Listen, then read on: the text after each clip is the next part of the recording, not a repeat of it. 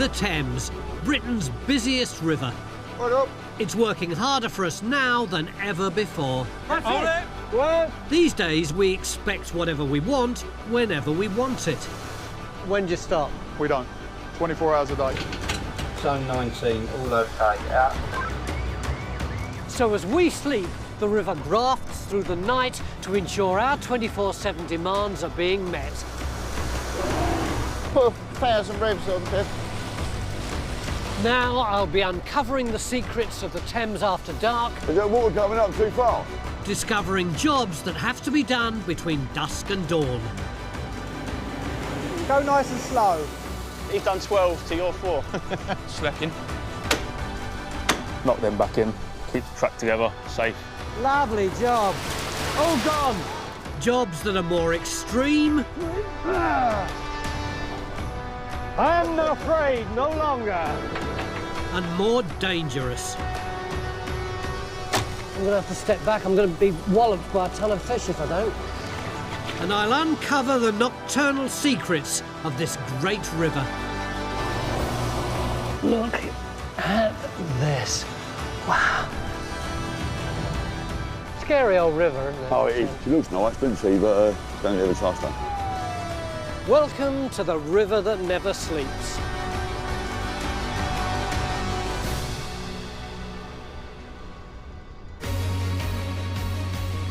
Nine million Londoners need to move around the capital, pushing the city's transport system to its limits. And helping to relieve the pressure, the Thames.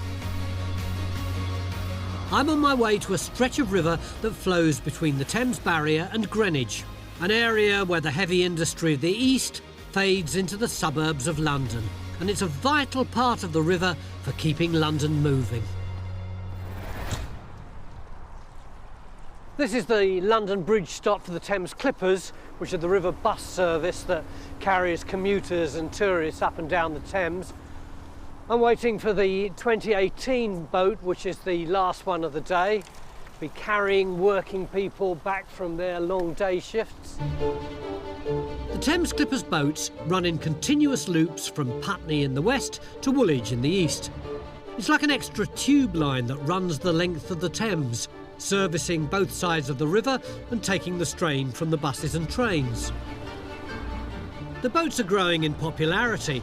Currently 4 million passengers use them every year, and that figure's expected to rise to over 10 million in the next few years. Good evening. Thank you very much. Hi, you Adam? I am, Tony. Nice to meet you. Yeah, nice to meet you too. Listen, I'm going to the end of the line. No problem at all. What stops there? Woolwich Arsenal. How long will it take? We'll be there in about 40 minutes. At the busiest times of the year, they run from 6 in the morning until midnight. So to keep everything running smoothly, all the crucial engineering checks, repairs and cleaning have to be done overnight, ready for the next morning. And it's those night workers that I'll be joining in 40 minutes. But there's no such thing as a free ride. We give you one of those as well, so you don't lose count. Every person that gets off, and then try and remember the number and reset it, and then we do it again when people get on. Yeah. Thank you very much, Canary Wharf. Thank you. All right. Thank you. Mind your step. 5 off. 5 off. Excellent. Good evening. Good evening. Evening. Good evening. 6 on. Natural. Right, I'll go and see the skipper if that's all right. Yeah, I'll take you up. No problem. Yeah. Show me the way.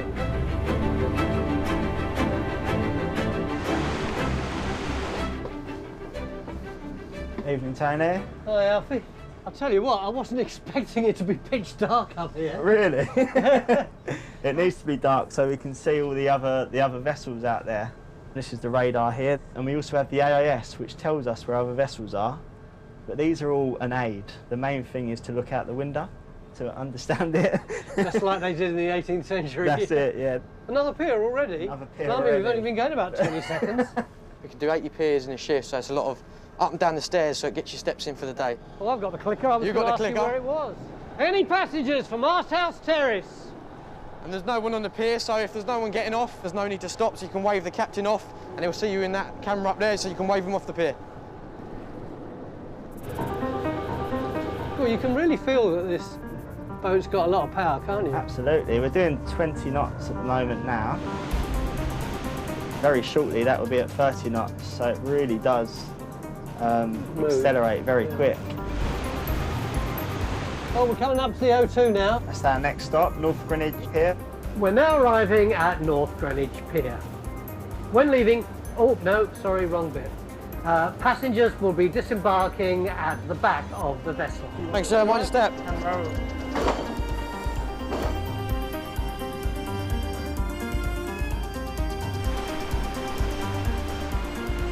This is the last stop, isn't it? This is the last stop. This is Woolwich Arsenal. So once we've cleared the boat, then that's it.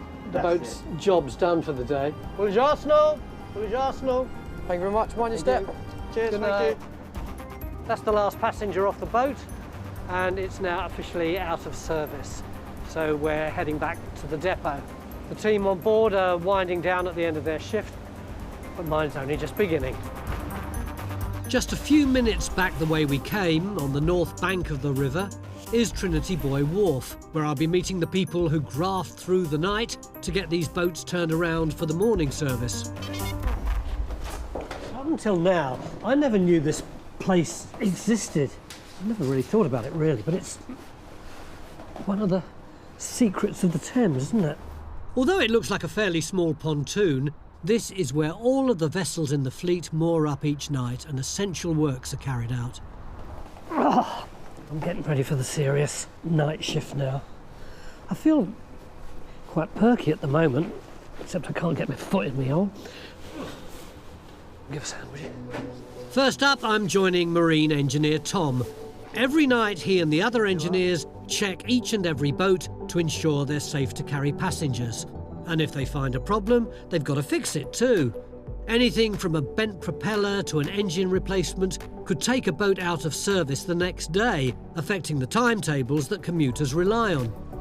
Alright, so we're going to go through our nightly checks and make sure everything's good to go for the next morning. Right, where do we start?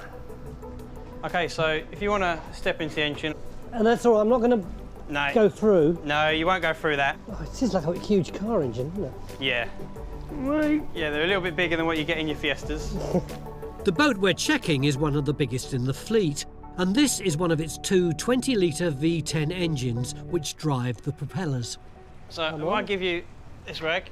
Yep. We've got an engine oil level dipstick just down here. Oh, I can see this black thing here. Yep, that's the one. So if you give it a little wipe. Yeah. Now what I've got to do is get this big floppy thing into this little hole, isn't it? There we go, right in. Wiggle it about, and out we come. Let's see.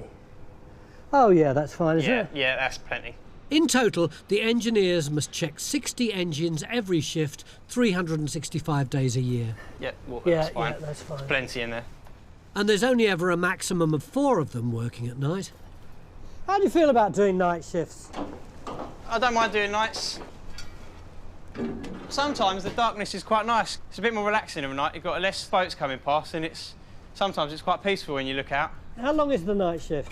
Normally about 12 hours. So we normally do 6 till 6. The next step is gearbox. So the gearbox is just back here. Oh, I see, right down there. Yeah, that's where the dipstick is. It's about 20 foot down. Here we go. I'm down. Yeah, that's lovely. Wonderful. Am I coming back out again? Yeah, back out from there now.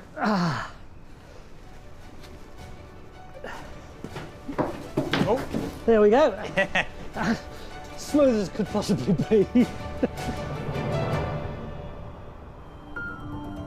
Next, a discovery that could jeopardise the smooth running of the service. I can't see any more drops coming out, can you? Might not be an oil leak, could well be a diesel leak. And I have a wobble high above the Thames. I'd expected it to be really steady, but it's swaying slightly to and fro. It's 1 a.m. and I'm with Tom, one of the engineers responsible for making sure the Thames Clippers river buses are safe to go into service in a few hours' time. If I do the hydraulics and the rudders, Yeah. and you fancy doing the engines and the oils, Yeah. we'll go through the rest of them. Sure.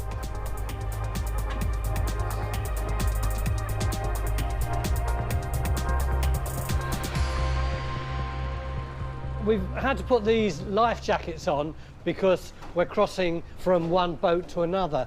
Here's where one boat ends and here's where the next one begins. So to make sure that we don't drown if we fall down that little crack, we have to put on our life jackets, and then presumably we can take them off again. Yeah, take them off. Away. Yeah.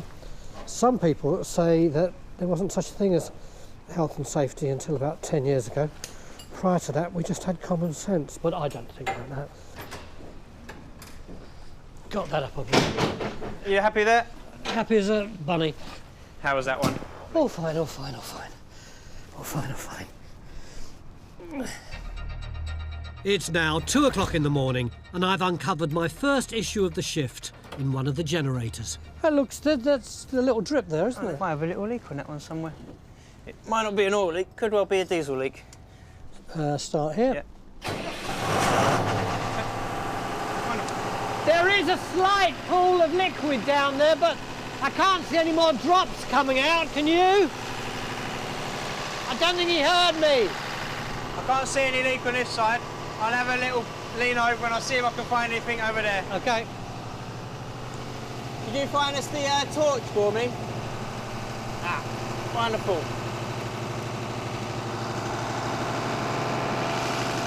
That looks dry around here.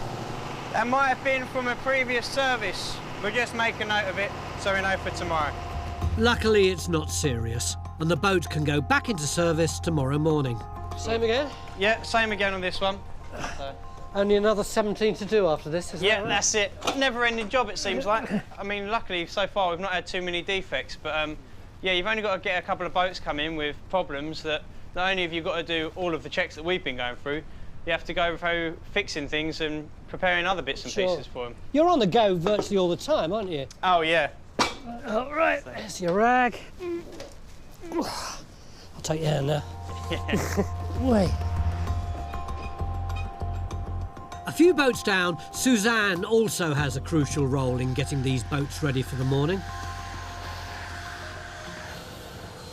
How long have you been doing this? I've just celebrated my 3rd anniversary here. What did you do before that? Before that, I was a support worker for people with Alzheimer's and dementia. Yeah? Yeah, I left that because I was taking it home with me, you know? Yeah. I mean, my mum has dementia, so it's something that's close to my heart. Yeah, me too. Both my parents died with dementia. So, you know, you become very attached to the families, very attached to the people, you know. I love the fact that when she needed to make a fresh start, she found solace in the Thames at night. I can completely see why she loves working here. It's not for everybody being on the river. Yeah, you've got to be pretty hard. Yeah, I think so. Tonight, it's very, very calm on the river. It's not always like that. And I mean, they wobble around quite a lot. They wobble around quite a lot, and sometimes some get, you know, seasick. But you love it. I love it. I love it, yeah. The cleaning and engineering shifts are almost over. See you guys. And on the other side of the wharf, a safe, clean boat is ready to set off for the first service of the day. It's quite incredible how quickly and skillfully the night workers here have turned these boats round. It really is something to behold. Sometimes when I've been doing one of these jobs on the Thames all night, by morning I'm absolutely wiped out, but I don't feel at all like that right now. We've been working so hard and so fast that the old adrenaline has really been pumping along, and I'm still game for anything, really. I think I'll go home, cook myself a fried breakfast, take the dog for a walk, read a novel. Actually, I'll probably be asleep in 10 minutes, but that's how I feel right now.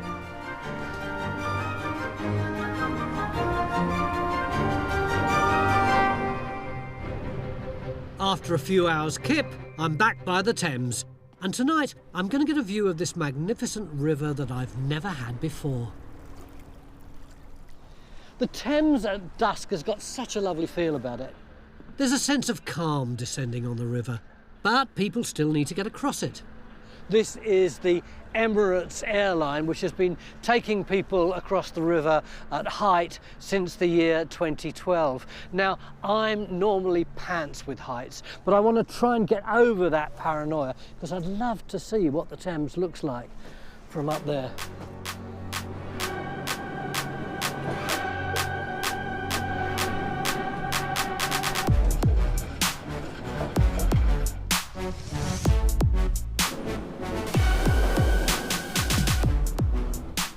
As the nearest bridge is over a mile away, this cable car is used by commuters as well as tourists taking in the sights. It gracefully soars for just over a kilometre between Greenwich Peninsula in the south and Royal Victoria Docks here in the north. A team of 15 staff keep it running smoothly from early in the morning to late at night. I'm meeting welcome host Chloe, who's nearing the end of her late shift.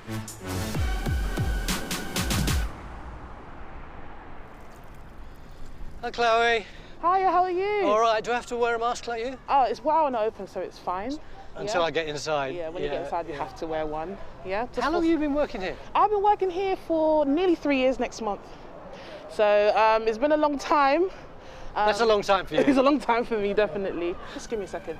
Hi guys, are you going one way or returning? One way. Do you have your Oyster cards or contactless cards? Oyster, okay, you can tap in at the gates, yeah? What is it about this job that you like? Honestly, I feel the people I work with and the passengers that come. So we have like construction workers, we have mums dropping their kids to nursery, got a lot of cyclists coming over. So in the morning we do have regulars, a lot of regulars that know us, say hi to us in the morning, and we see them going home in the evening. Hiya. Oh, I'm taking over your job, aren't I? Right. Come through. What do I say? You can use a contactless, or you can use an Oyster card, or you can give them some money. No way. That was good. That was good. See, it's easy. You know, it's contactless or Oyster, or you can give them some money there. And you can do a round trip. Yeah, you can do a round trip. Yeah, you can either go one way. Is it twice as much to go two ways as one way? Yes. Twice as much then. Yeah. Have a good time. You're talking to the manager.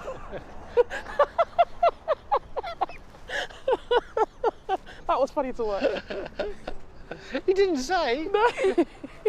You like doing this, don't you? I do. I really do, because especially during these hard times, it's nice to see a smile on a lot of people's faces. Are you going one way or returning? Returning. Is this the first time you've done it? Yeah. How are you feeling about it? No. a bit nervy. Yeah. She'll hold your hand, don't worry. No. Do you get many people who are nervous about the height? A ton of people. Yeah, because I am quite. A ton. It is a high cable car. Yeah. So I can understand why people are afraid, but you just need to talk them down really, because there's nothing to be scared of. If they're still a bit shaky about it, I let them go up to the platform and have a better view. Then usually that gets them on. I think seeing the platform would help my nerves too. See if I can take reassurance from the cable car's engineering. It's very impressive. The 34 pods are suspended between 3 towers on a 2.2 kilometre loop of cable that's made up of 300 twisted strands of steel. It takes about 10 minutes to cross the river, but the cable cars are sped up in the morning for commuters and slowed down in the evenings for sightseers. Roll up, guys. Well, look, you can take any one of these. I thought you'd have to, like, queue and it would stop, but you just get on whichever. Shall I help you on? Go with the others, they'll look after you. There you are, you nearly missed it. Pistas and you.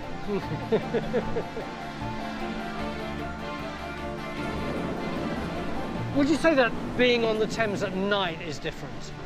Oh, definitely. I feel like, especially from the cable car's point of view, you get a beautiful silhouette of London at night. Yeah. It's so amazing. You get to connect with the river a bit more. Yeah. I know what Chloe means. There's something about having the river to yourself at night that makes you feel more connected to it. It's 5 to 10. These are the last cable cars of the day. After this, the whole operation shuts down. Well, that's not quite true, because there's still quite a lot of work to be done on the other side. So I'm going to nip on this car and go to the other side to have a look. And I'm feeling remarkably cool about it. Here goes.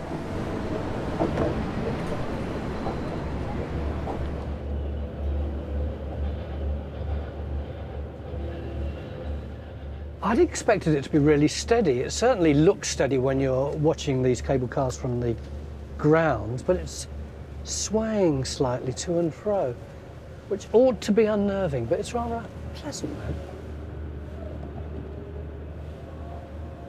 There's one going past the other way now. Looks so elegant, doesn't it?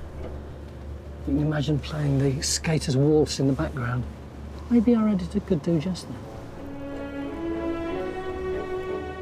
Oh, they can!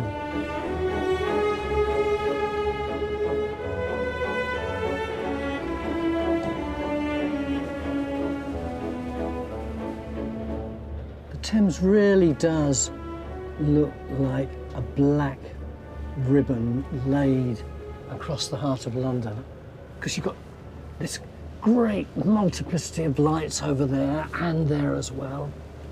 Human activity, and then suddenly it's kind of stillness. Nothing but water. It is a great river with a great location.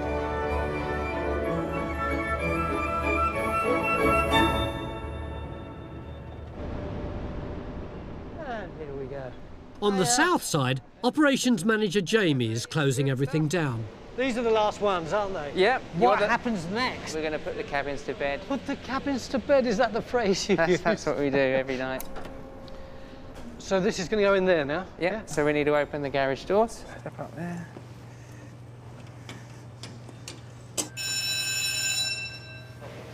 There it goes.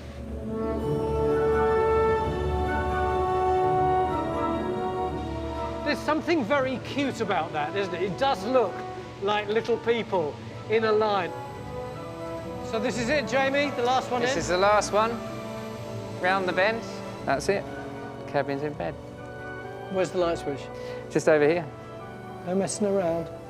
Sweet dreams. Bye.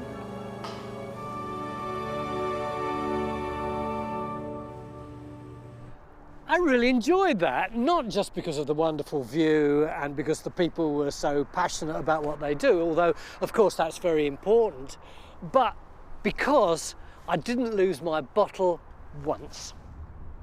What's becoming clear to me is that the Thames is playing an increasingly important role in keeping London and the South East moving, and that's a round-the-clock effort.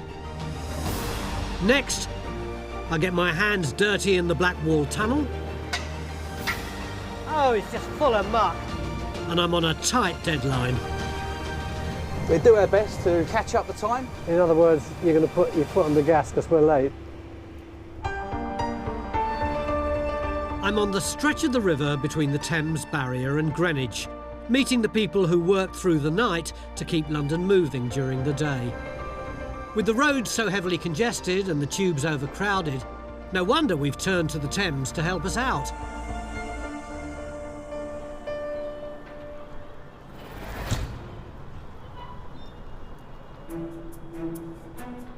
I'm about to join a crew who used the Thames to make the delivery of urgent packages quicker and more efficient than driving them through central London.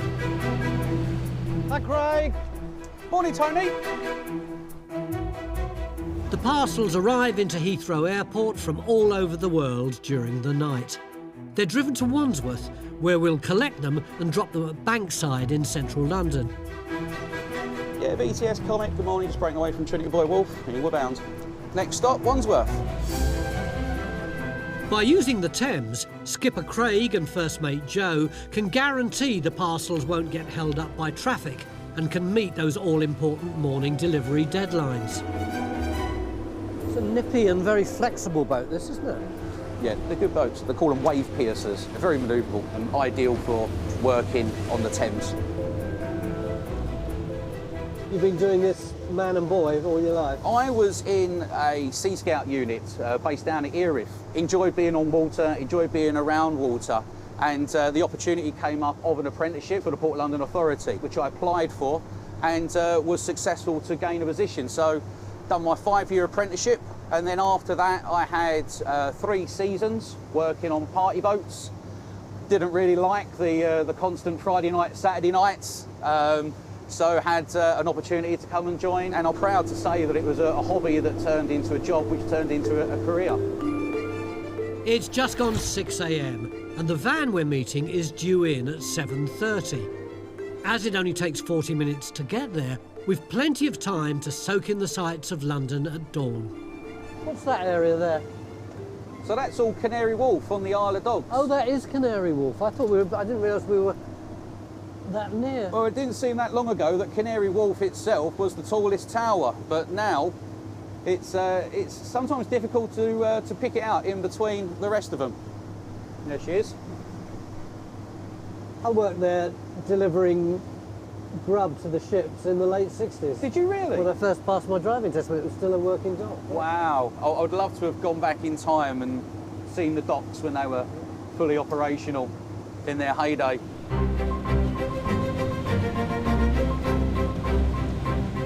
From here, Thames landmarks come thick and fast all the way to Wandsworth.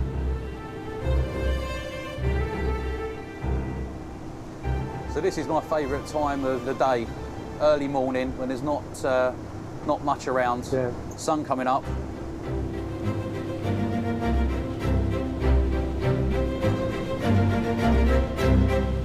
Right, so here we are, Tony. This is Wandsworth, and we're waiting for the van to arrive, which will be around 7:30. But it's only 2:45. It is. We like to be here early.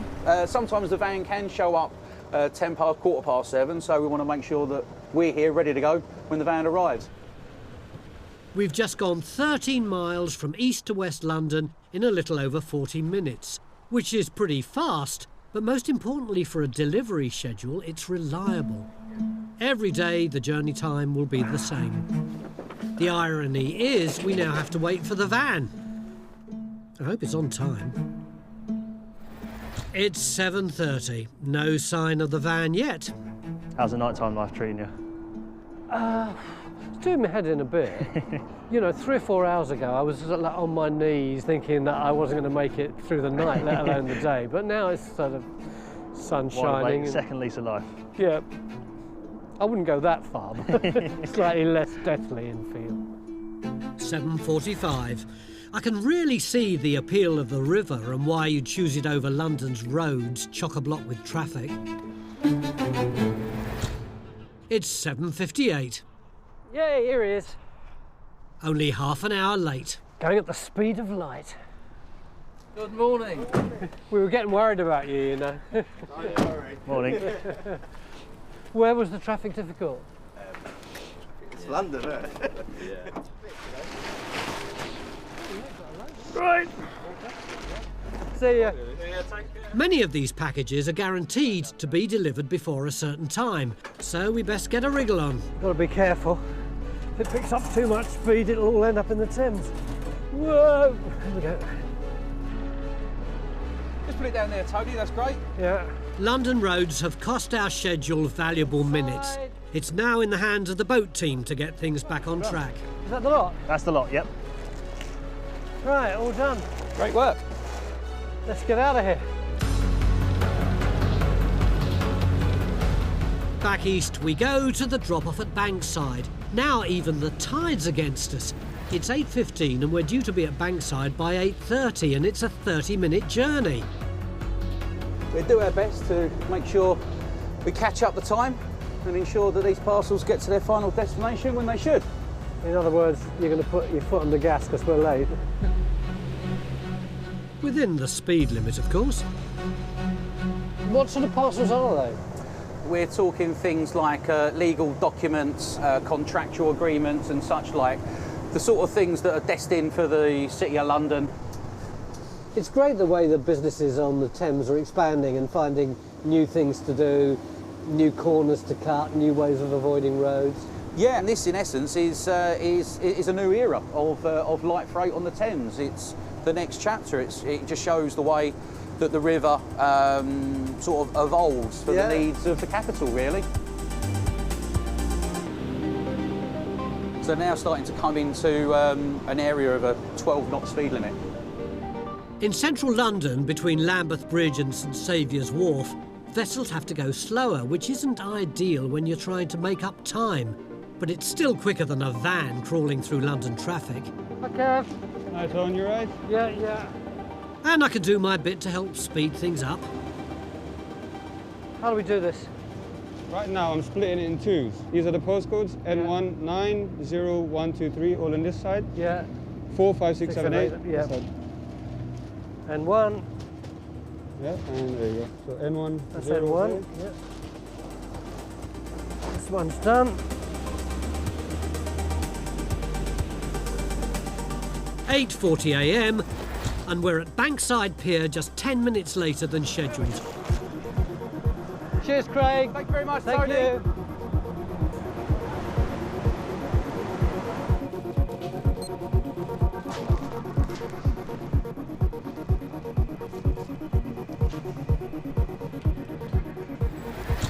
It's 8:45, and thanks to the consistency of the River Thames, the parcels will arrive on time.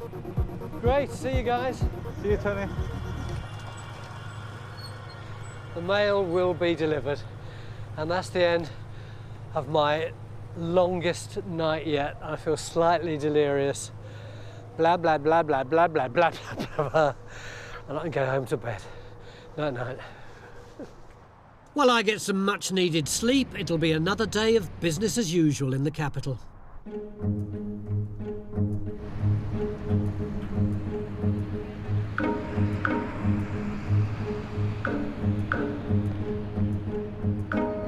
Now it's gone midnight, and for once I'm not on or alongside the river.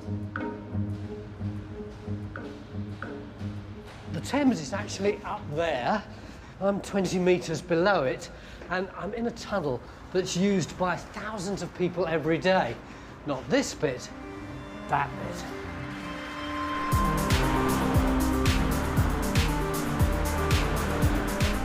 This is the northbound Blackwall Tunnel. It was originally opened in 1897, drilled through the rock beneath the Thames by Victorian engineers. 120 years later, the tunnel is such an integral part to keeping London moving that closing it can mean complete gridlock for miles around. Which means certain essential maintenance works can only happen once a fortnight at the quietest time of the week. First thing, Sunday morning. We're going to be making our way through to the south side. We're going to be taking a walk and we'll see you there. Over. At 1 a.m, the tunnel's closed to traffic. And once it's declared safe and the workers have had their paperwork signed off, it's all systems go. And the time must be about 2 now, mustn't it? Yeah, 5 minutes past it. 2:05. Perfect, and that's it. And That's your permit to allow you to work. I can go in. Yeah, that's it. Wow, oh look, it's all coned off now. These have only appeared in the last 30 seconds or so. But there's no time to admire cones, because this tunnel reopens in just 6 hours and there's a lot to be done. I'm joining the team of 50 contractors whose job it is to clean the tunnel, perform routine maintenance and fix any issues they find along the way. This is it. This is the moment I've been waiting for.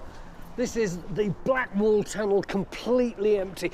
50,000 vehicles come up and down here every day, and now it's just me. And if you think that I'm overdoing the excitement a bit, you don't get the fact that when I was a little boy, maybe 5 or 6, and we first used to come under this tunnel, it was magic. It was so exciting. It was like being in the fairground. And my dad was driving, and you just, oh, it was great. The tunnel is 1.3 kilometres long, and over the next 4 hours, the team will be sweeping the road, washing the walls, cleaning the ceiling lights, clearing the gullies, power washing the drains, and testing the electrical boards and switches. Not to mention filling in any potholes. I'm exhausted just thinking about it. No wonder there are 50 of them. I've got to show you this. See this red mark on the wall? It goes all the way across and down the other side here. That's really significant because it indicates that where we are right now is underneath the very middle of the Thames. First up, I'm working alongside tunnel operative Ian.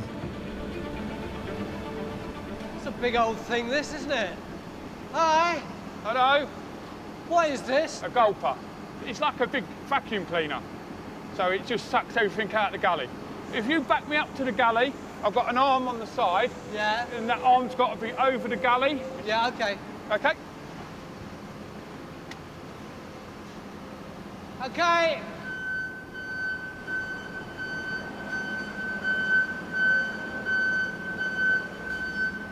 Are we there? Yep. When rainwater runs into the tunnel, dirt and grit get washed into the drains. Put it in the hole. Yeah. And give it a... Beautiful, beautiful. Oh, it's just full of muck. Without the gulper sucking it all out, the drains could overflow and leave dangerous pools of water on the road surface. Give it a good swish. Yeah. That'll do. Yeah. Then we get this out. We need to turn it on. Yeah. Wait for it to fire up. Whoa. And now you see it sucking. Lovely job. That's very satisfying, isn't it? Turn it off. Bring her up. Oh, it's all gone back in. That's only a little drop of water.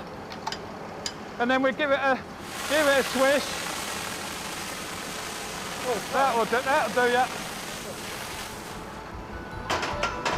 All done. With 60 gullies to clear over the next 3 hours, this job is far from all done. Next, there's some hardcore cleaning. Some of these panels are really thick and black and oozy. It is a hazardous substance. It's 3 a.m. and I'm in the Blackwall Tunnel, where a team of 50 workers are making sure this important river crossing, 20 metres below the Thames riverbed, is fit for purpose. I'm about to join Graham and Terry as they repair potholes. Hi, Tony. Yeah, as you can see, the road takes a little bit of a hammering, so we're going to put a little bit of instant road repair in. That is a pothole? That is a pothole, yes. Just tip the bucket right over. Yep. Whee. Not down the drain if possible. All right. Oh, look at that. That's lovely. I'll give it a spray first, so it bonds to the road surface. I'll shove a bit in? Yeah, drag it so it fills the hole. Oh. That'll do. If we back that a bit down, Gray.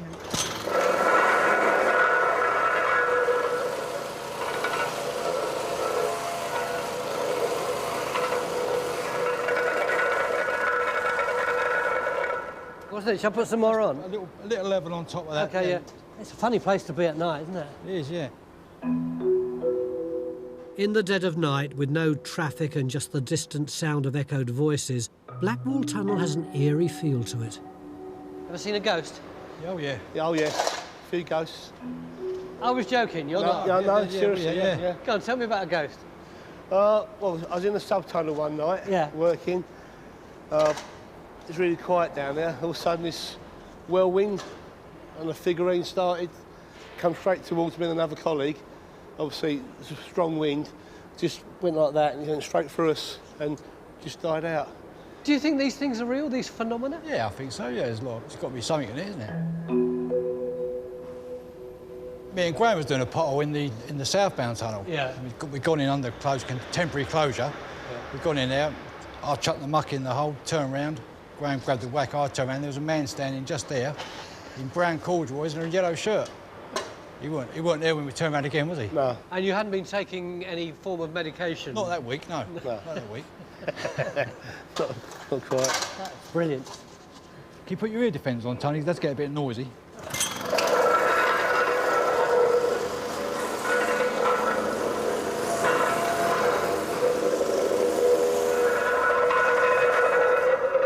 Lovely. What are we going to do next? You done broom training? Are you winding me up? No. This is one of the brooms you use. This is the model we use. Yeah. This part, it goes to the road. And it's that motion. As modelled by Trigger. Sorry, I just don't get it. I think you'll have to show me. You start sweeping, we'll catch you up. I'll give you a hand.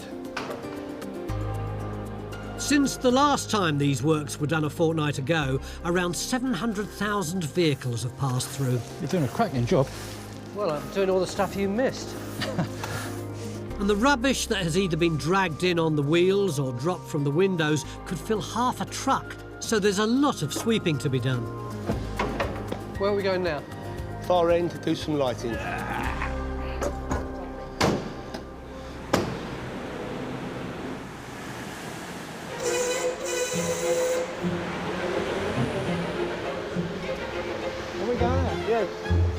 There we go. That's a door, Tony. Watch your head. Oh, yeah. Got to do, Tony, spray this at it first. Yeah. You stand back a bit. Just wipe it as if you're wiping a window. Just like, oh, yeah. You do get a lot of muck down this tunnel, don't you? It just turns to grease, yeah. It's a beautiful job. Can I use this one to give it a polish? Yeah, if you want to, yeah. Well, I don't know how to finish a job, mate. Well, no. Oh, you can see your face in that. Why are we having to wear masks for this? It's because obviously the fumes that are lurking up here, plus the dust that's falling off as you're cleaning. You can't actually see it when you're here. Plenty of dust does come off it. Bearing in mind. Is that all right? It's a bit smeary up this one, isn't it? That's perfect. That's fine. This one all done? One down, 669 to go. Righto, down, please. Not only is there a lot of work to be done here, but the teams also have to work around one another. Just watch your step on the way down here. Yeah, I will. For example, the guys spraying water on the walls need to stay well clear of the electrical teams. And we can't go any further at the minute because there's a dangerous job going on in front of us. Dan, you've been so good about giving me access to everything in the tunnel, but you've been very firm that I can't go any further than this yellow line here when this is operating. What's the problem with it? Because of all the deposits that we have on the walls, both the brake deposits from the car vehicles and then the emissions that we have that have landed on the wall, as the jets are spraying directly onto it and rotating that, they pull that from the wall and they put it into the atmosphere. And obviously with this tunnel specifically, because of the old refinery works that used to work above the tunnel, we actually have a lot of tar still sleeping into the tunnel on a regular basis. Where does the tar come from? I've seen that some of these panels, until they've been cleaned, are really thick and black and oozy. That's it, and that black substance is obviously very carcinogenic and very dangerous for the personnel. And we have to still go in and clean it every single closure and have it disposed away safely because it is a hazardous substance. So you could well be dealing with tar that's 50 or 60 years old that's come out of some industrial process and is still working its way through the ground towards the tunnel. That's exactly right. And it's something that we can't stop because there's nothing we can put in place, and we just have to try and mitigate it with each one of these closures as we go along. Should we go in that direction? Let's head that way. I can't quite believe how quickly the night's gone.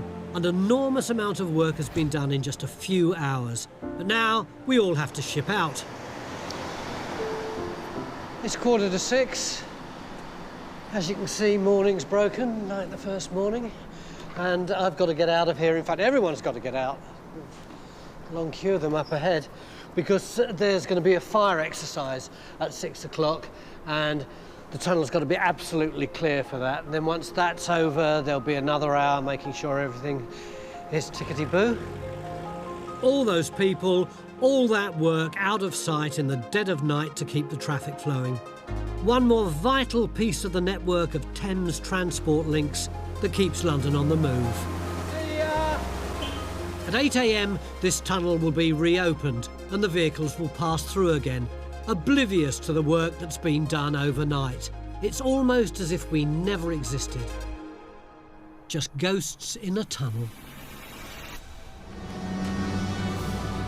Next time, It's just going under. I discover the dangerous side of this great river. It's like this to starboard, Glenn. A lot of people that go down don't come straight back up. It's so scary, isn't it? I join a night patrol on the railways. Do you get nervous doing that bit? Sometimes. And I experience firsthand the power of the tidal Thames. Whoa, I'm on the River Thames.